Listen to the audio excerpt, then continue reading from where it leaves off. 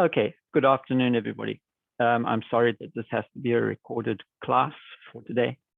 I just want to remind you before we start, please, that next Wednesday you have your third test. On the Tuesday before, I will do another question and answer session in the afternoon, 4 o'clock, just so that you can get your final questions answered before you do your final preparation. And I hope that you are all well advanced in revising for your third test. Please do not leave it to the last minute. We've covered an awful lot of material, okay, that is going to be tested. So we have been talking about bacterial genetics and about the structure of bacterial genes, how genes are structured, how they work, how DNA is transcribed and then translated into gene products. And we finished off by discussing one of the ways in which that genetic information can in fact be altered. And this is by the process of mutation. And it is thanks to the process of mutation that we are all present on the planet today, and not just bacteria swimming around in the primordial ooze, because these mutations consist of three kinds. They are neutral mutations. Those are usually mutations which occur to the third base of a triplet in the DNA, and hence impart a change to the third base of the codons, and very often have no effect. Some mutations are deleterious. In fact, many mutations actually are deleterious and adversely affect the functioning of protein and hence of the organism itself.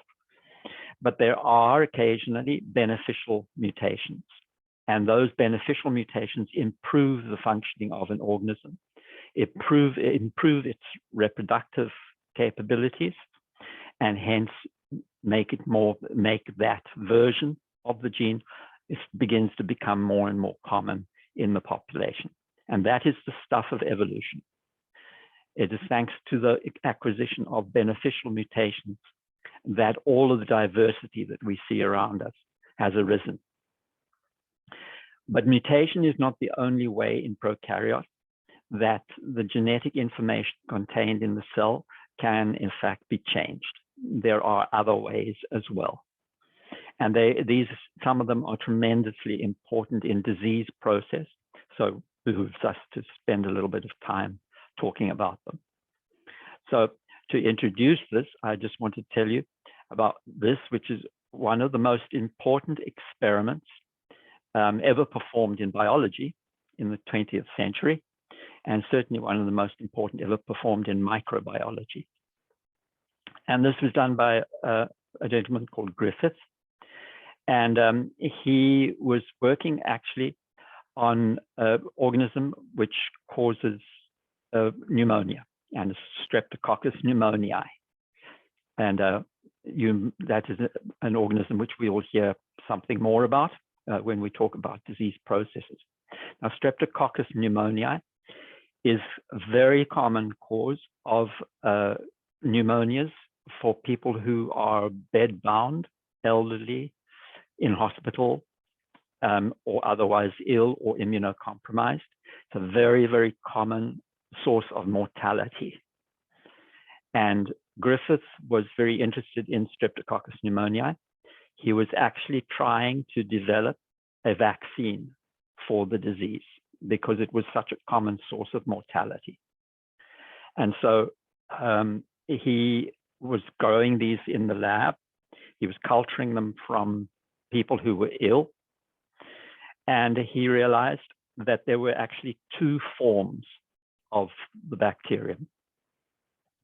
And I'll just show you on this diagram here. First of all, this organism usually occurs as a diplococcus, like that, two cocci together.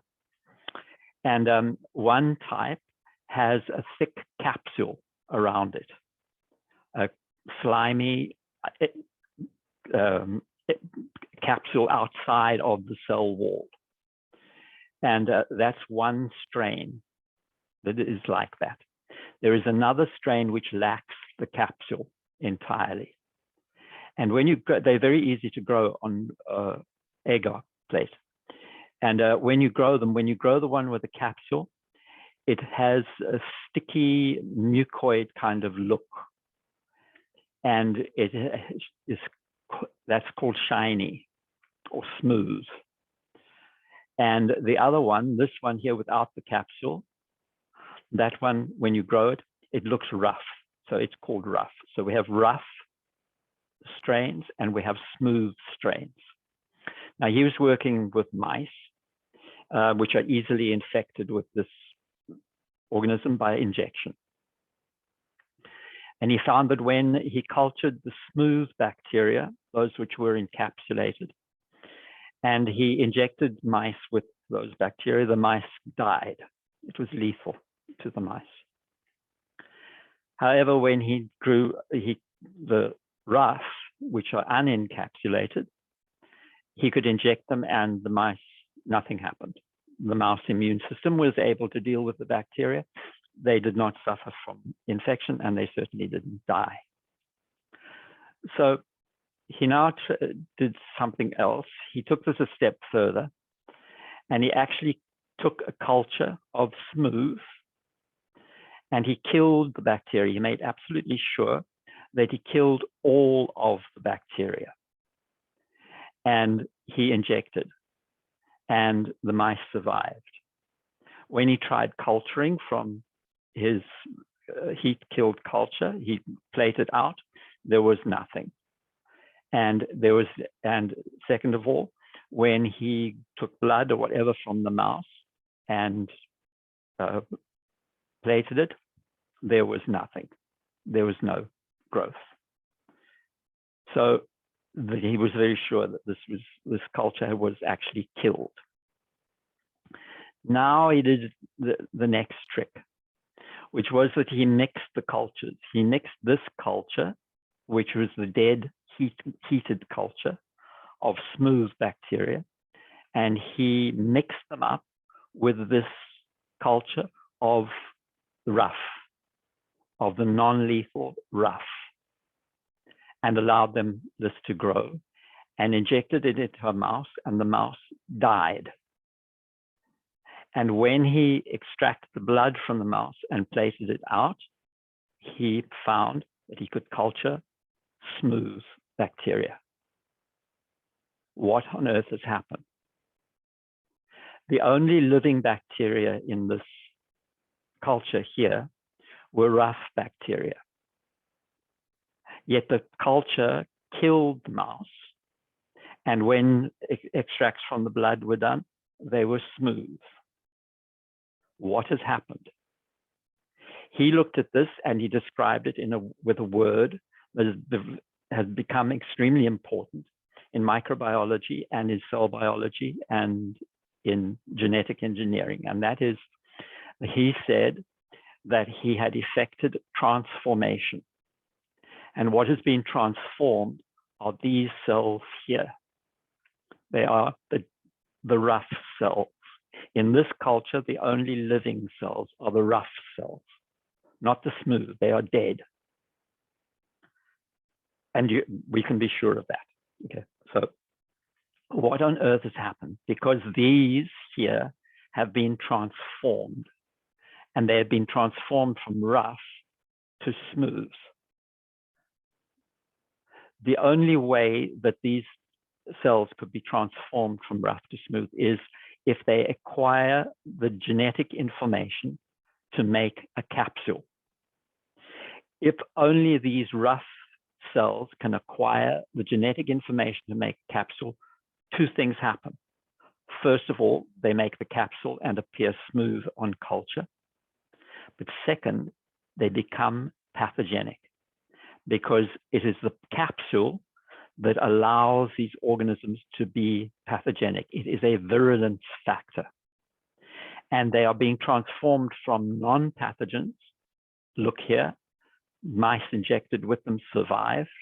There may have been a few bacteria in the blood, but they don't cause disease at all, and eventually the immune system of the mouse deals with them, but they don't cause disease.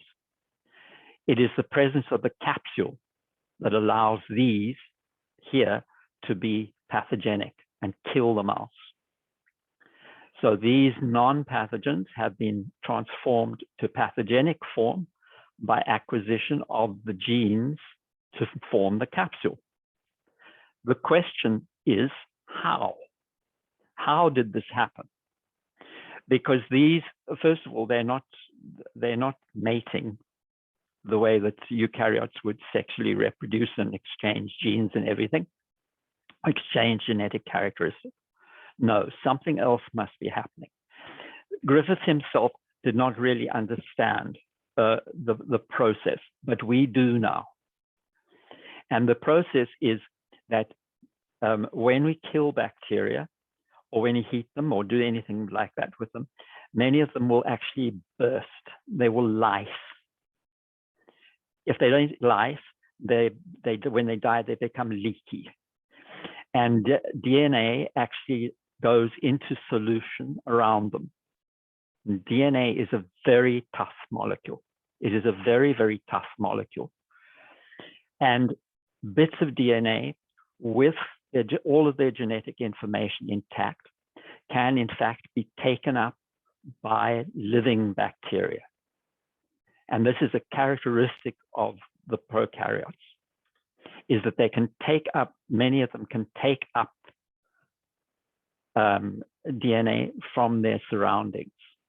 And bacteria, as they die, reproduce and die, they release DNA, free DNA into their environment, which can be taken up by other bacteria. And that is the process of transformation. When we say a bacteria has been transformed, we are implying that it has acquired genetic information from its environment in one way or another. And that is exactly what has happened. This is a very important experiment. So please make sure that you understand the details of it. Griffith, at the time, this was done in the 1920s. They had no idea, actually, real idea that DNA was what conferred genetic information. It remained for a further experimentation based on this experiment for somebody to show that it was DNA that was conferring this information to these cells, but it is indeed DNA. We'll talk about this experiment again much later on when we, I'll mention it again in some other contexts. A very, very important experiment. So there are different ways in which this can happen, but very, very commonly, DNA is released from cells in relatively small pieces. And plasmids are themselves rather small.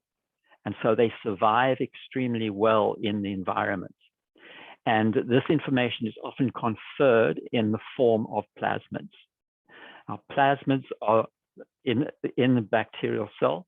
Most of the genome is in the form of a long chromosome, which is in a circle.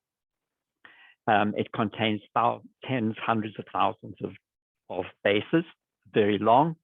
If you were to take an E. coli chromosome and open it up, it would be about a millimeter across in diameter, which is huge compared to the size of that small 5-micron cell. But plasmids are very much smaller than that. They are about 1 to 5% of the size of the chromosome. They are circular pieces of DNA. They resemble the chromosome in that way.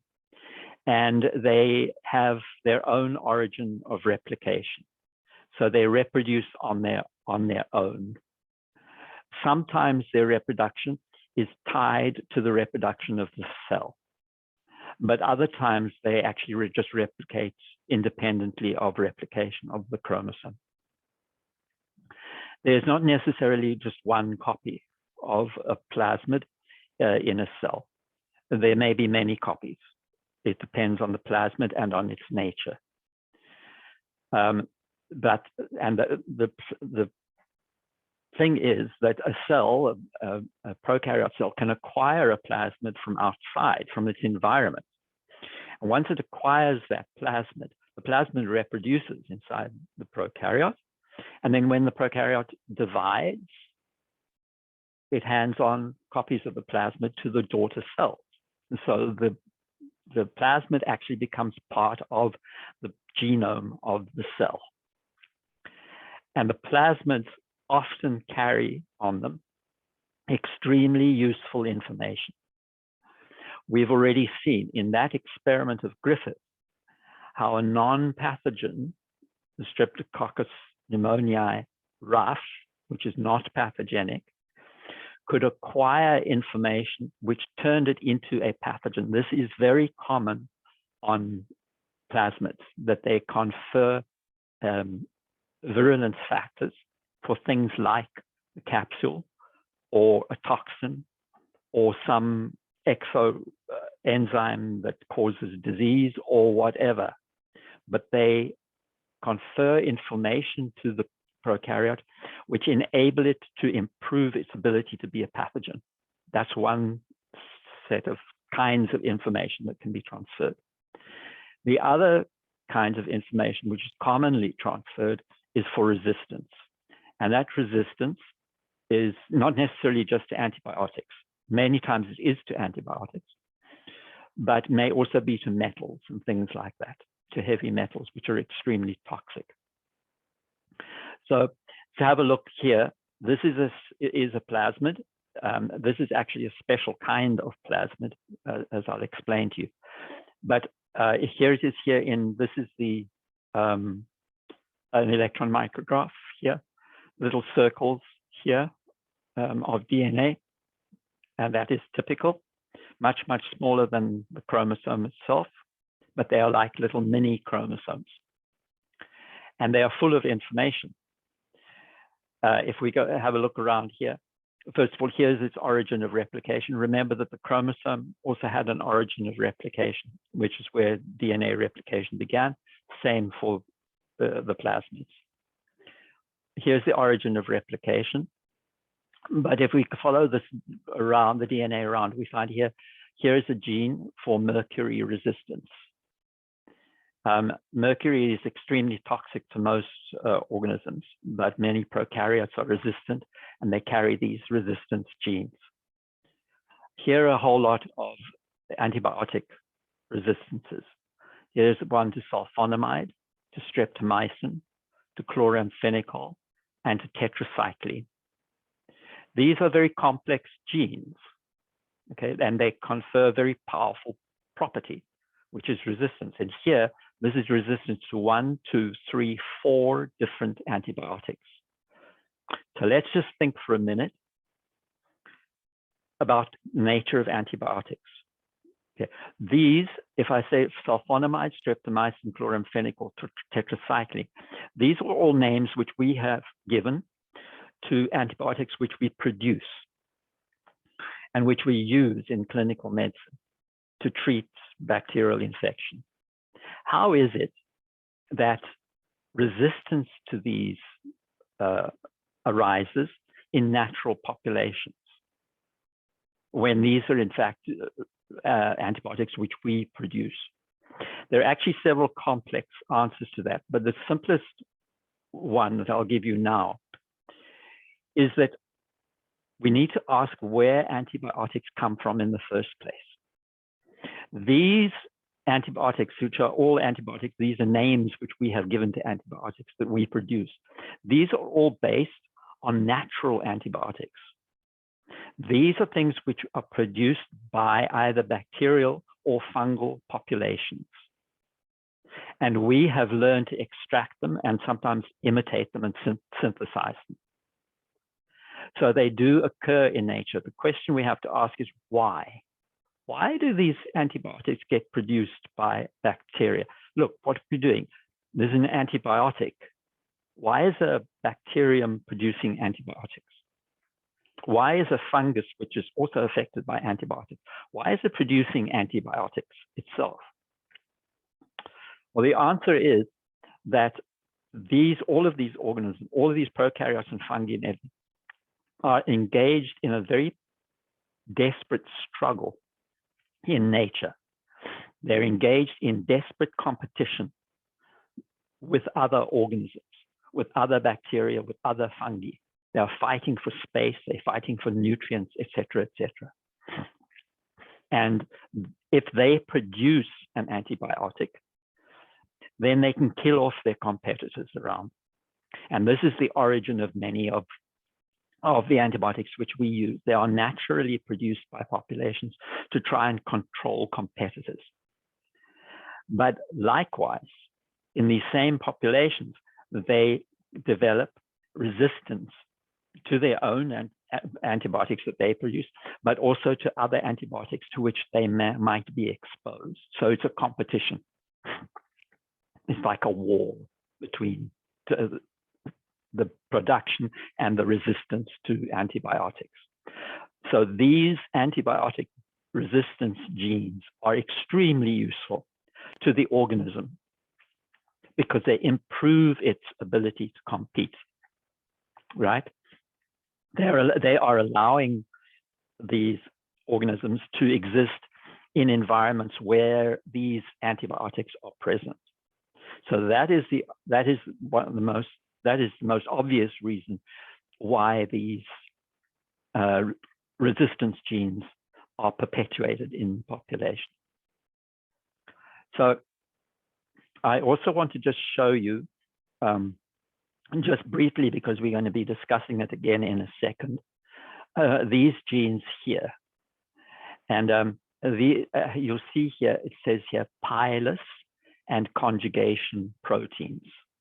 And here it says origin of transfer. Just keep these in mind as I carry on my discussion. Okay, there are different ways in which these different plasmids can be acquired. Now this here is called an R factor. An R factor or an R plasmid is a plasmid which predominantly carries resistance R features to it. But this plasmid, in addition, is one of the plasmids which can be handed directly from one cell to another. This plasmid doesn't have to be released into the environment and taken up from the environment. This plasmid can be passed directly from one cell to another. And it's these genes here which allow that to happen. These genes here, pilus, remember, is a proteinaceous tube. And we're going to see it in a second. These are genes which allow this particular, the cell with this plasmid, to build a thick pilus, a thick tube with which it's going to contact another cell. And these conjugation proteins of conjugation is the linking of two cells. And these proteins allow the cell to build a pilus and join to another cell, and then to transfer. This is why this says origin of transfer. This from here on, these genes allow the transfer of all of this genetic information from one cell to another. That is the meaning of bacterial conjugation. It is the exchange of genetic information. And in this case, it is in the form of a plasmid. So let me just show you. I'm just going to flip through a bit and then flip back again, since I've started talking about this. So here is, this is bacterial conjugation taking place. Here is the cell which has that plasmid that we were just discussing, the R plasmid with those conjugative and pilus factors on it and everything. What is done is it's built a special kind of pilus. It's called a sex pilus, and it has contacted another cell. Now, the thing is that this cell here and you can just see it, this is an F plus cell. And F stands for fertility. Here, this cell has that plasmid that we were just discussing.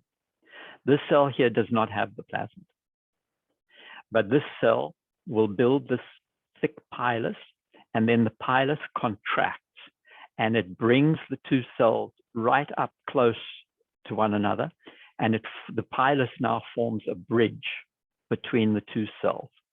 And the cell with the plasmid now reads off a copy of the plasmid, and that is transferred into the other cell. So what has happened is we've got an F plus cell. Sorry, that's the F plus cell. My eyes are bad. This is the F plus cell. It's going this way, sorry. It's this one with the plasmid, and it's transferring into this F minus cell, okay? So this F plus cell has made a copy of its plasmid, and it's handed this across here together with all its information, and it's transformed this cell into an F plus cell once the conjugation stops. Both of them have a copy of the same plasmid, and this one can now go on to conjugate with other cells. In this way, those resistance plasmids can now be handed off throughout an entire population. And they can go really quite rapidly through the whole population. So here's the F plus, this is the F factor. It's reproduced, here it is here, being transferred into the F minus cell, and now both of them end up being F plus. So let me just go back here. So that is one mechanism. In that case, what happens is that each of them end up with the plasmid, and it remains independent of the chromosome. That's not the only way in which bacteria can be transformed. Here is another way. In this case, raw DNA, free in the environment, ends up being taken up by another cell. This cell here, that is not all cells are able to do this, and some cells do it completely naturally. They take up DNA from their environment, and we describe those cells as being competent. We say they are competent. We in the lab, we can actually increase competence. There are various simple ways to increase the ability of cells to take up DNA from the environment. So when we're doing DNA experiments in genetic engineering, for example, we may do various things to cells. You can even do it with E. coli, sometimes heat shocking them, a brief exposure to a higher temperature, not even necessarily a particularly high temperature, but to a higher temperature, rapidly drop down to a lower temperature. That is one way to do it. Giving them an electric shock, that is another way. And sometimes you can do it with a chemical, by altering their chemical environment. But either way, whether they do it just naturally or whether they do it as a result of our experimental manipulation, we describe cells which can take up DNA as being competent. And here is one of the mechanisms whereby they actually integrate the information that they have taken up. The short length of DNA that is taken up, usually only one part is actually incorporated into the chromosome, and the matching strand is then manufactured during replication. So there is no guarantee that all of this information in the original strand will actually be incorporated. Sometimes it's only part. The smaller the piece of DNA, the better the chances are that it will be entirely incorporated into the chromosome. But in the case of just in the case of strands of DNA like this, they need to be incorporated. It's not like a plasmid that has its own origin of replication and everything else.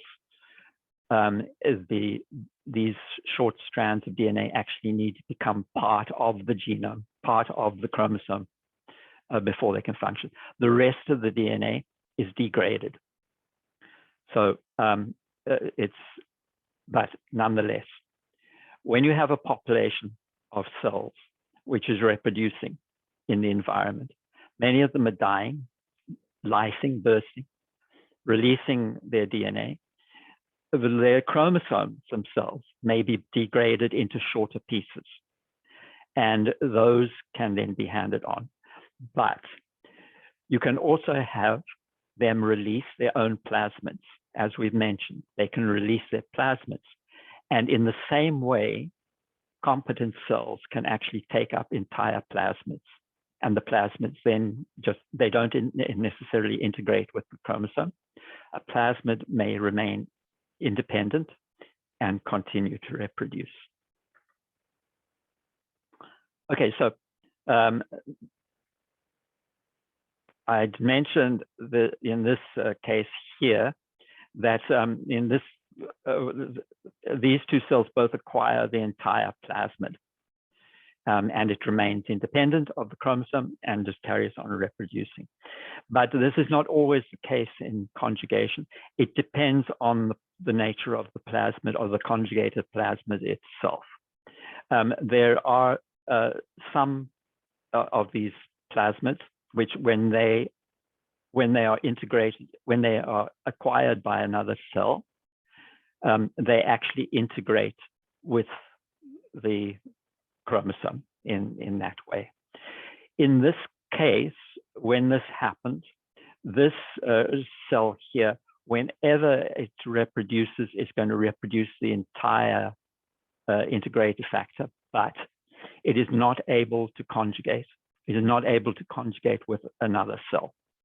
So when this happens here, it loses its ability to form a conjugation pilus and effect conjugation. But it does acquire all of those useful genes. It's just that the genes now become part of the chromosome and get handed on. Okay, and I just want to now mention just one last mechanism whereby bacterial genome gets altered. And this, again, is something that we're going to hear about when we talk about disease-causing prokaryotes. Because, in fact, some very, very important bacteria, extremely virulent bacteria, acquire their virulence not from other bacteria, but from viruses. And the way in which this happens is that when a virus infects a cell,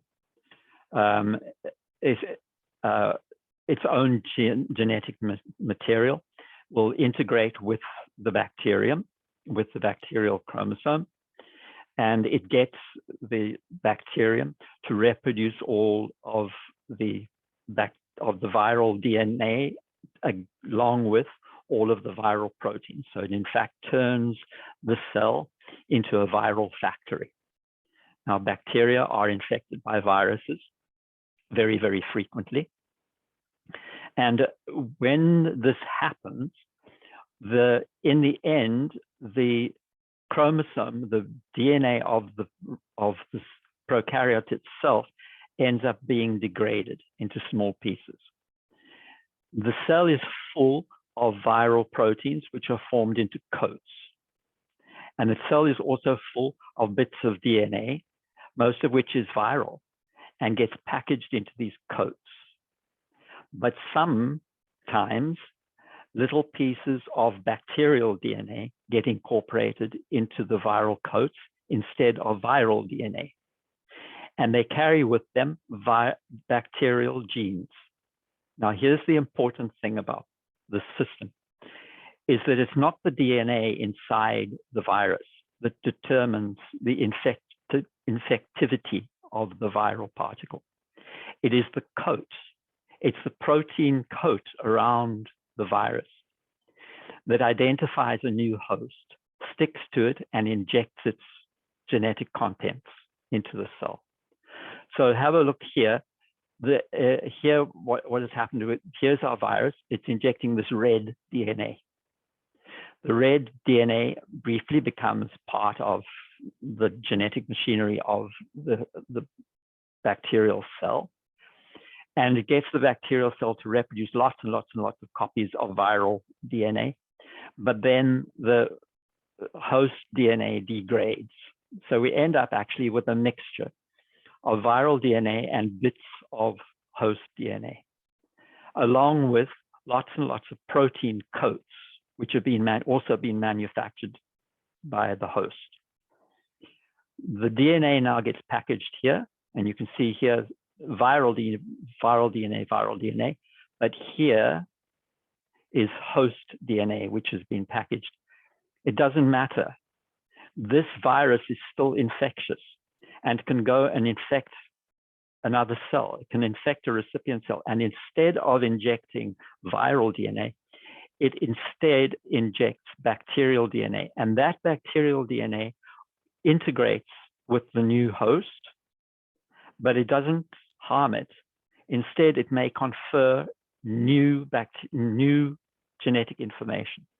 It may confer, for example, it may confer resistance factor or a virulence factor or something like that. And this process is called transduction. And it is another way in which bacteria can actually acquire new information, new genetic information. So that's the end of that. And I just want to end with that to point out that there are many ways in which bacteria, the bacterial genetic content, can actually be altered. And it can be altered. Mutations certainly is one way, but it can, the genetics of an entire population can be affected through processes of transformation and of transduction. And this becomes very, very important, for example, in treating diseases with antibiotics. It is one of the reasons that we are heading into such problems. The widespread use of antibiotics has led to widespread resistance in many populations of bacteria.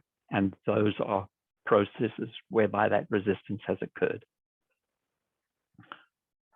Okay, so I'm going to move on now to start talking about disease processes.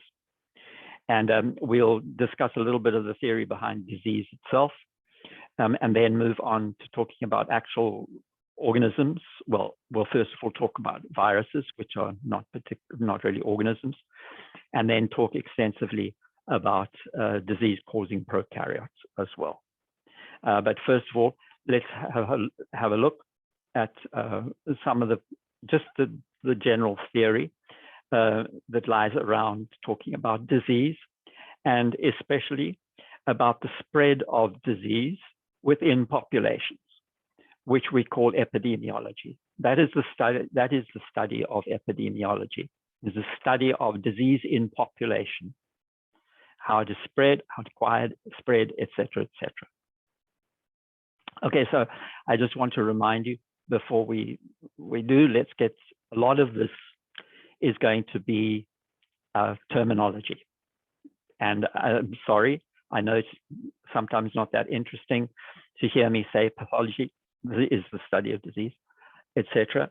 So sometimes I will skip quickly through things, except where I can give you good examples which illuminate topics. But please make sure that you read through all of these and that you have a very clear idea about the meaning of all of these things, because you certainly are going to be questioned. So before we even start, I want to remind you about a little bit of the history that we discussed earlier in this class.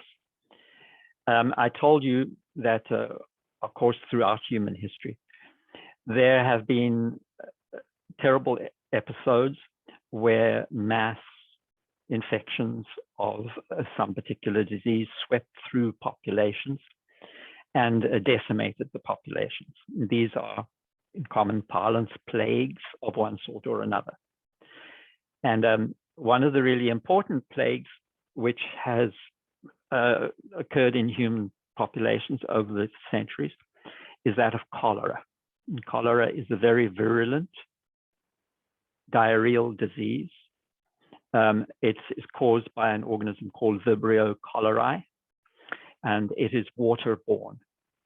It is a disease which is associated with fecal contamination of water sources.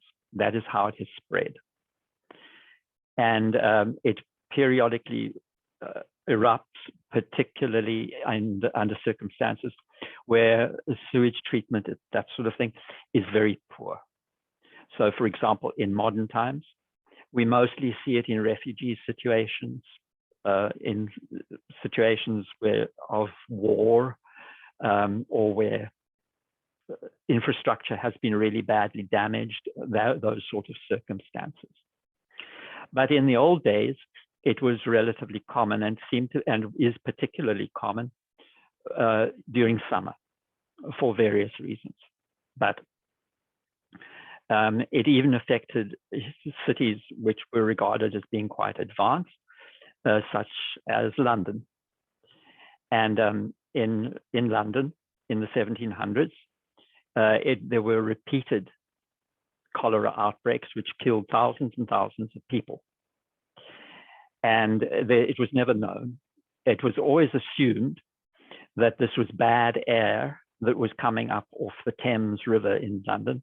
And other cities, they often associated with similar things. They associated it with swamp air and all this sort of thing. And there was nothing of the sort. It was because people were drinking water which was contaminated with feces from people who already had the disease.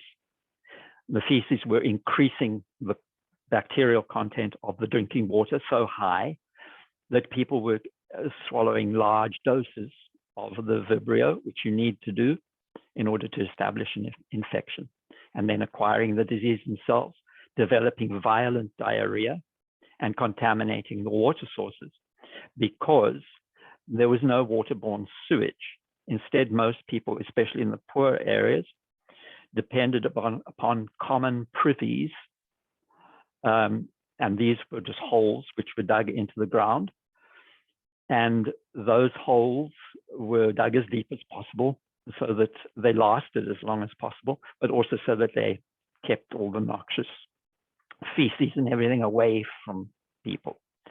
But they dug them often so deep that, and in any case, the water table in London is quite high, that they often sat within the water table. And bacteria were able to move from the privy shafts and swim out into water, swim away through the water table to where they had wells or else where they had pumps which drew the water up. And people used that water and they ended up being infected. So that is how the disease would be spread, and would spread very rapidly in isolated areas. It would spread out and then spread through the whole city. There was a doctor called John Snow who was working at the hospitals there, who began to see cholera patients. And he was called the first epidemiologist because he did one very important thing. He actually documented the cases of cholera and he mapped them.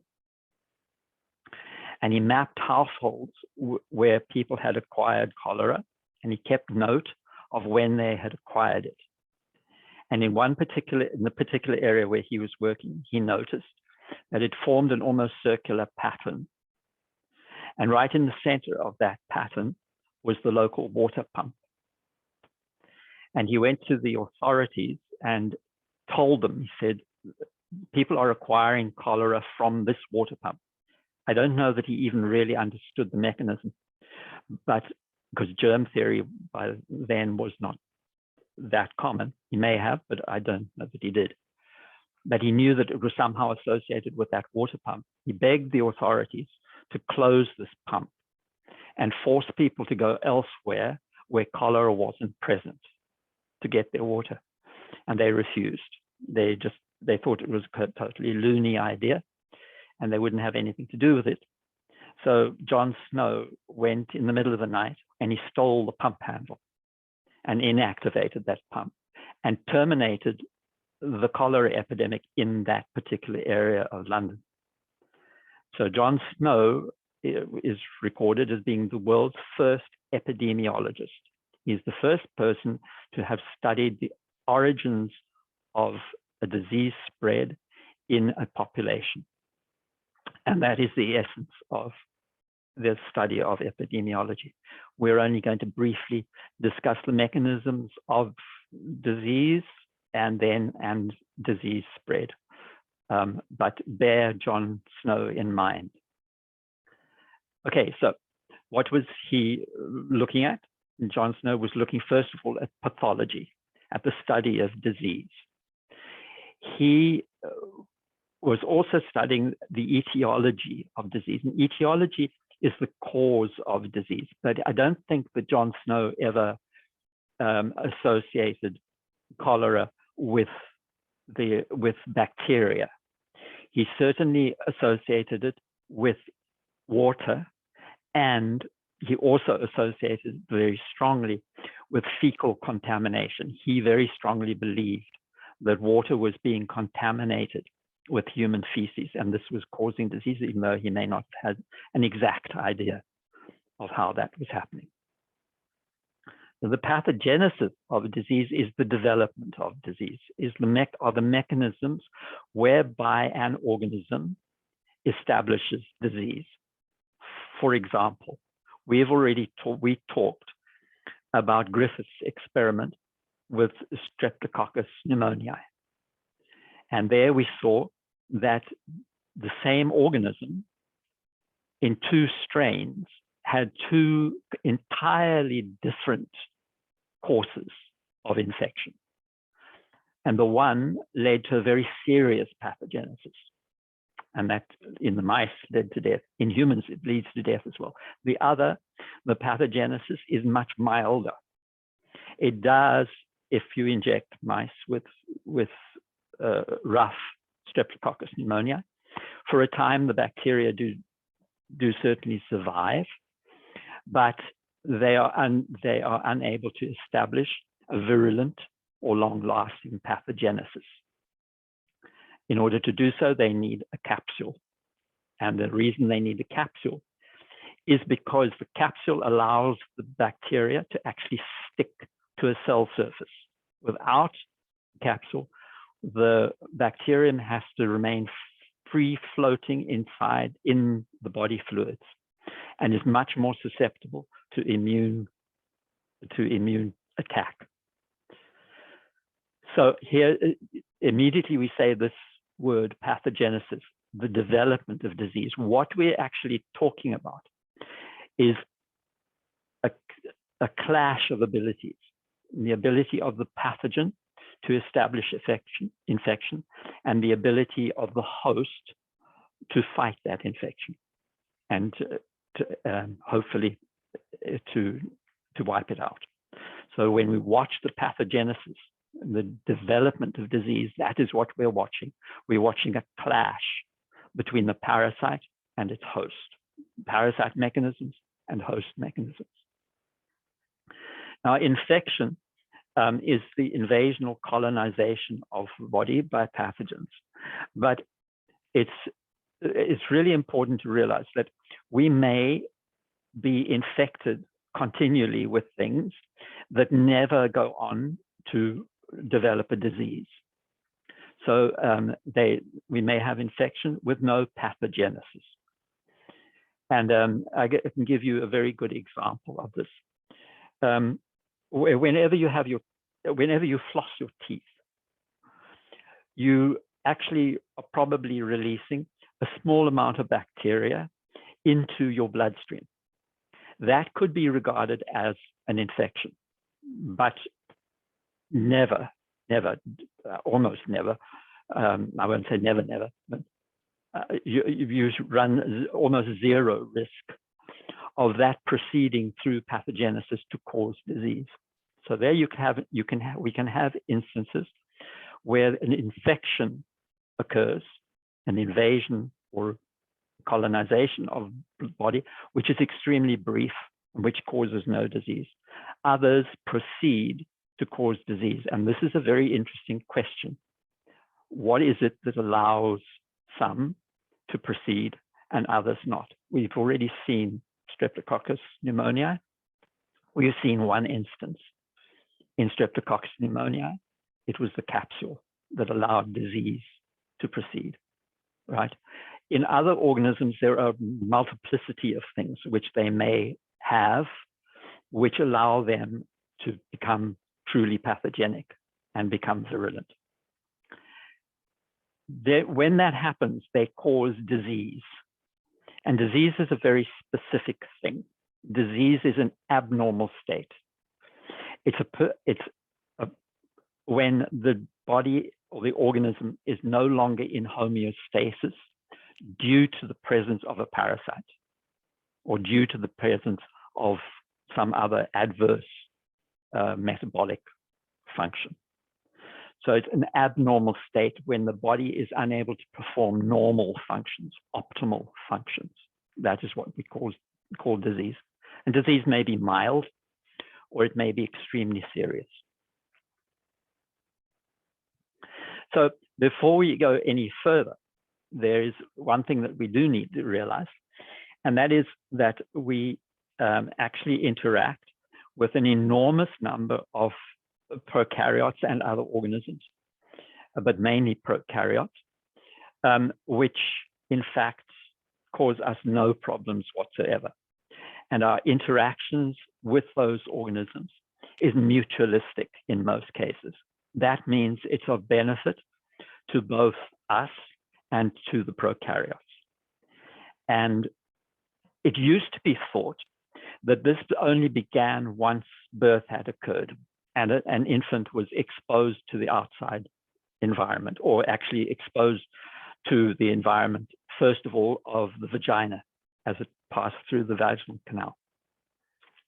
It's now becoming clear that, in fact, this association with bacteria especially may begin in the uterus. The exact mechanisms are not known, but it is clear, it has become clear that infants already carry a microbiome, especially in the gut and upper respiratory tract. They already have bacteria when they are born. The exact mechanisms, I say, are not known. But very soon after birth, we begin to acquire all sorts of bacteria, and some fungi and other things, yeasts and things as well, but mainly bacteria. And these form very complicated, very complex populations, especially on the skin, in the upper respiratory tract, and in the gut, the entire gut from one end to the other. Upper respiratory tract, but not the lower respiratory tract. The lower respiratory tract is kept essentially bacteria-free. We maintain that, hopefully, through our entire lives, because it is also becoming clear that a healthy microbiome is not only characteristic, but is essential for optimal functioning of the body. So they don't, under normal circumstances, the normal microbiota do not cause disease. That is not to say that they cannot be disease causing, because they can. And I'll give you an example. We have an enormously rich gut flora, but it's very important that that gut flora be maintained in the gut lumen, not in the abdominal cavity or anywhere else. Any perforation of the gut, for example, liberating perfectly harmless gut bacteria into the peritoneum or anywhere, can cause extremely dangerous disease. And it's rather like an analogy, which I'd give you. In gardening, with the definition of a weed, is a plant growing where you don't want it to grow. in many cases, in the human condition, a pathogen is a prokaryote or whatever that is existing somewhere where it ought not to be. Our gut flora is perfectly beneficial as long as it remains in the gut lumen. But if it ends up somewhere else, if it ends up in the abdominal cavity or wherever, or in the bladder or in the lungs or wherever, then it can cause huge problems and become disease causing. We also, it should be said, especially in infancy, we may have transient microbiota. There may, for example, immediately after birth, if you were to sample an infant, you'll find a microbiota which is quite different to the one which they will carry as a child or as an adult. So these things can change, but they eventually settle to a relatively permanent, stable microbiota, a relatively permanent and stable population, often composed of thousands of different species. So here are some of the microbiota from in the body. Oh, sorry. This is in the nose, and here you can see these. This is ciliated epithelium here, but there is a thick coating of different bacteria. One of the things that happens, especially in the upper respiratory tract, in the respiratory tract rather, throughout the respiratory tract, is we produce sheets of mucus, which are a way of controlling the microbiota. In the lower respiratory tract, we produce a lot of mucus, which is very rapidly moved up to the top of the throat by ciliated epithelium, where you swallow the mucus. And along with that, what we do is we are swallowing bacteria, particles, all sorts of things which would be harmful to the lungs. The lower respiratory tract is essentially kept sterile. The upper respiratory tract is not. The upper respiratory tract also produces mucus, as we know. That's why we blow our noses. That mucus contains trapped particles. It also contains bacteria. But we don't, in general, wipe out the bacterial populations. We maintain a healthy bacterial microflora in the nose, in the sinuses, in the upper respiratory tract. Lower respiratory tract, no, it's kept essentially bacteria-free. Upper respiratory tract, there is a healthy microbiota. There is even a microbiota in the lining of the stomach. This is quite extraordinary. It's not very diverse because microorganisms that live there have to be very resistant to acid. And in fact, the acids of our stomach are a very good disinfectant. They kill off most of the bacteria which we swallow. So whether we're swallowing bacteria in mucus from our lower respiratory tract, or whether we're taking it in from food or whatever, in general, most bacteria are susceptible to the acids of the stomach. But there are some, and this little spiral one here is one of them. This is actually called Helicobacter, and it is a normal part of the stomach flora. But the stomach flora is not usually very rich. But in the below the stomach, in the intestines, both in small intestine and especially in large intestine, there are huge numbers of bacteria and a huge number of species of bacteria. These are extremely diverse populations. So I'm not going to run through all of these. You can look through these, and all that I want to impress on you is that for each area of the body shown, there are characteristic populations of bacteria that occur. And under normal circumstances, these bacteria in the microbiota cause absolutely no problems. It is possible, however, to begin to adversely affect those populations by altering conditions. And when we do that, we alter the balance. These populations are complex, and the different species interact to establish a balance, a healthy balance.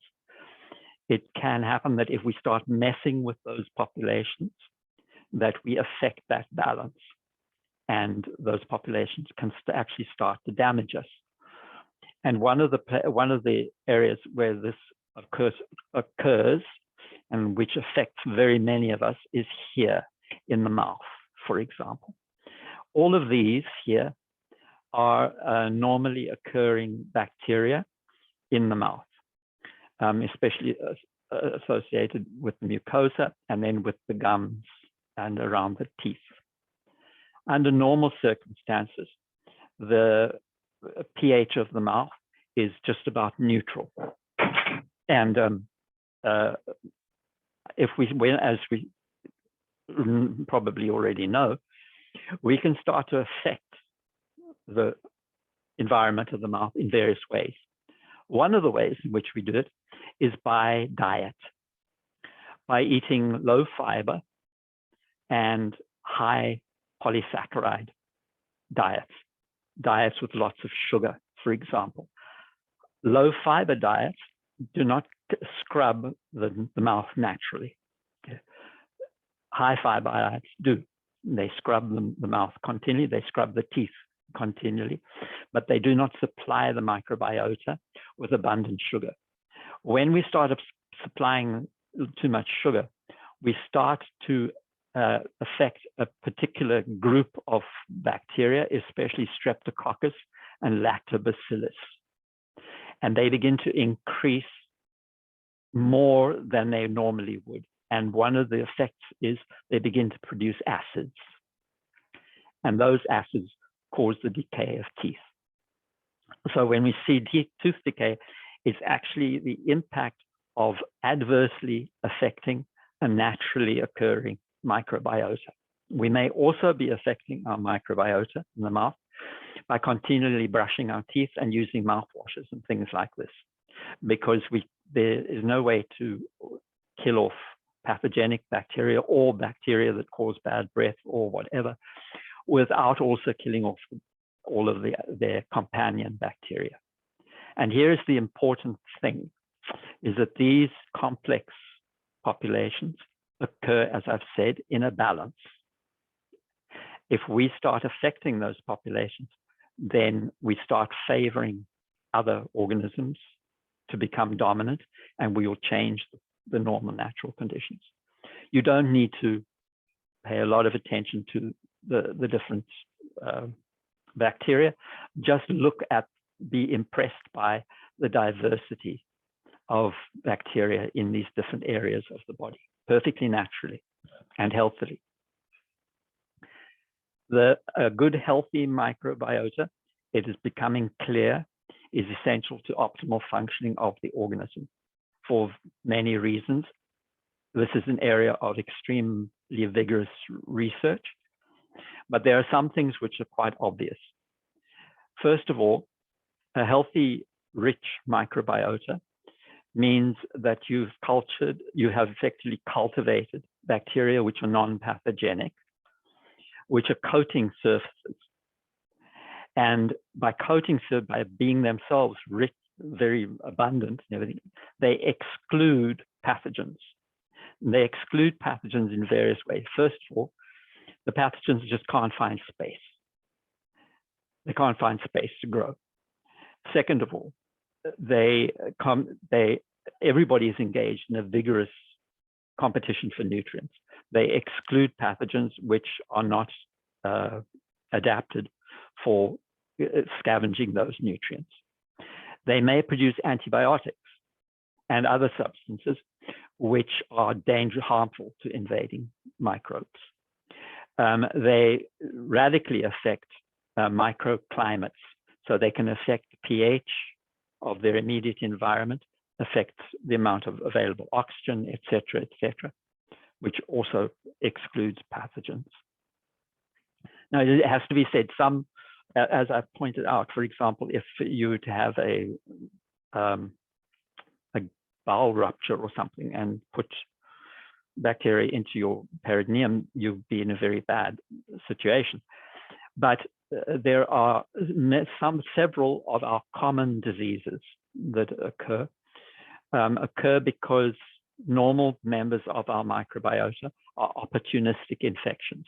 They happen to find themselves in an environment which is favorable for pathogenesis.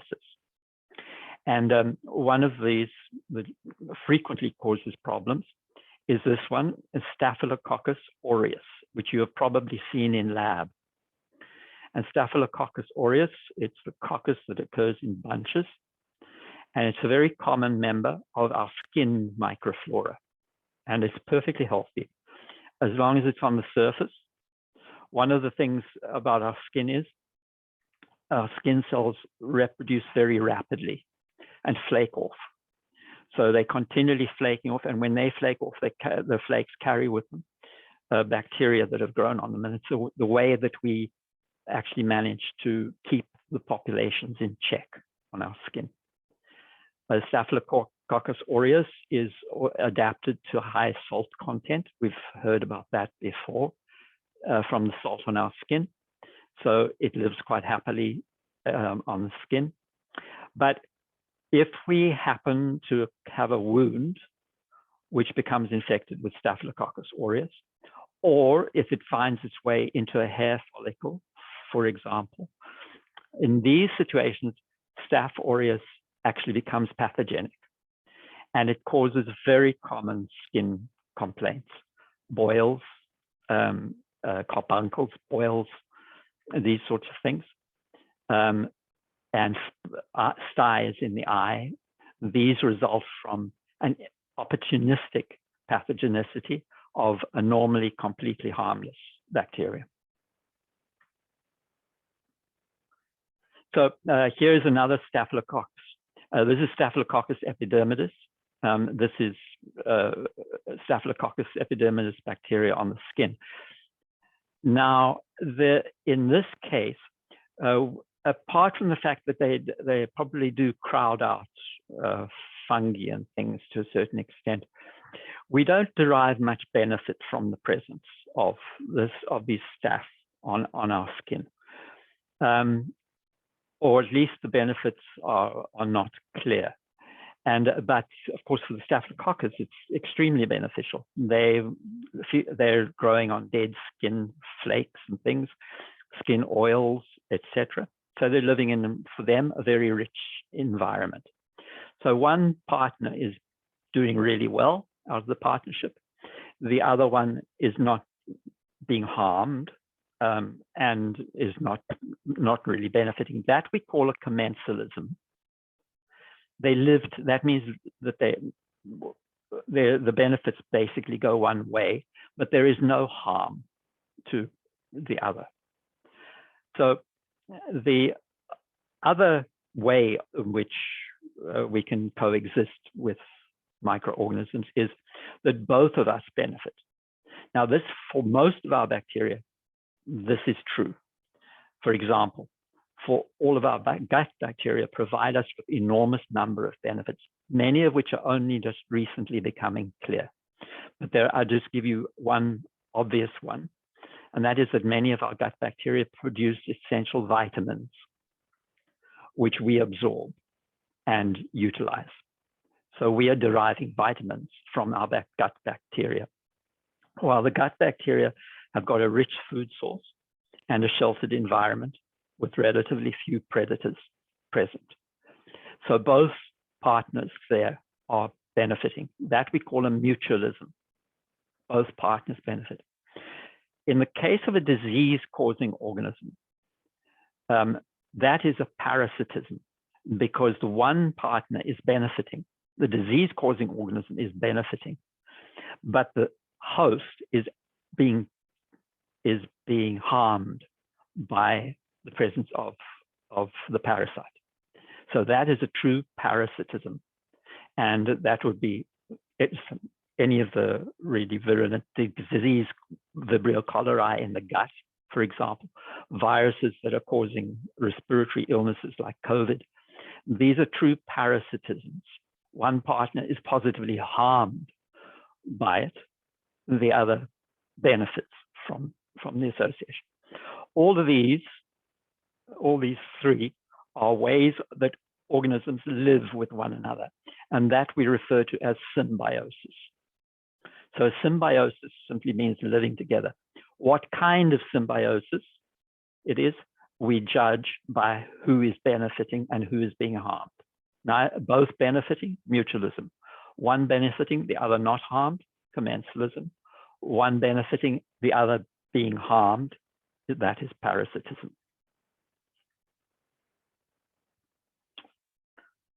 Okay, so before we go on to discuss further aspects of, especially of epidemiology, I just want to remind you about something that we have already discussed previously, and that is to remind you of the history, that there was a long battle to actually prove to people that microorganisms could cause disease, and that microorganisms were very frequently the cause of, they're not the cause of all disease. Disease can also be caused because, for example, metabolic pathways go awry, or because of genetics or injury or whatever. But very frequently, disease is caused by microorganisms parasitizing an organism. It was actually rather difficult initially to convince people that these little unseen things, these microorganisms, which were so small and appeared so innocuous, could actually do such serious things. But it was finally defined by the early microbiologist, Robert Koch. And Koch worked on many things, but one of the things he worked on was anthrax. And anthrax is caused by a bacterium, it's caused by a bacillus, Bacillus anthracus. And it has enormous impact, especially on agriculture, but is very, very dangerous in human beings as well, and can be transmitted from animal to human. So from much of man's history, as long as we've been agriculturalists, anthrax has been a feature of human disease, and Koch was very interested in it. He was actually trying to, and eventually did, they eventually did develop a vaccine for anthrax. But he noticed that organisms which died of, suffered from anthrax or died of anthrax, suffered from reproducible symptoms, which were easily recognizable. So you could see that an animal had died, and you would be able to say immediately that animal died of anthrax, a particular disease syndrome. A syndrome is a set of symptoms associated with a particular disease. So he had the idea that this set of symptoms was being produced by one organism. And he did this initially in the field, but then experimentally. He isolated bacteria from animals which had died of this disease syndrome. And he isolated bacteria and was actually able to develop ways of growing them. And he established pure culture. He established cultures where he knew he only had one kind of bacterium growing. And he took that bacterium and he injected it into an experimental animal, into laboratory mice. And the mice died. And they died with the symptoms that he had observed widely elsewhere. But that's not enough to prove the association. What he then did was that he extracted the same bacteria. He extracted, blood from the dead animal and cultured bacteria. And those bacteria were identical to the bacteria that he originally had cultured. So here what he has done, he's extracted, purified, infected, extracted, and purified. And those two purifications are the same. And so he concluded that as long as you did all these steps, you could safely conclude that the bacterium that you extracted here was the bacterium that caused the disease here. And these are known as Cox postulates, and they are still used whenever we try to prove that a particular entity, an organism or a virus, has caused a particular disease. That is still a requirement in microbiology and in epidemiology. So there are, however, exceptions to that. There's instances where we cannot use Cox postulates. We have to make various other assumptions. And one of them is this. In his case of anthrax, the anthrax bacillus causes a set of symptoms which are always reproducible. You see practically the same. With anthrax, there are actually two kinds of diseases, but there's one predominant disease, which is reproducible. That's not always the case. One pathogen may cause many different diseases.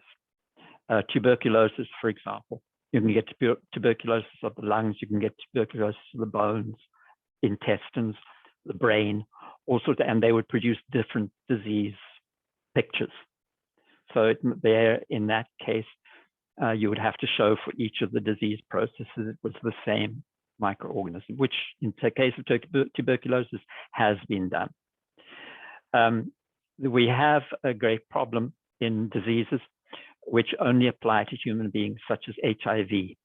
There is no animal model in HIV. There's no animal model we can use. So we cannot perform this stage of showing Cox postulates are true.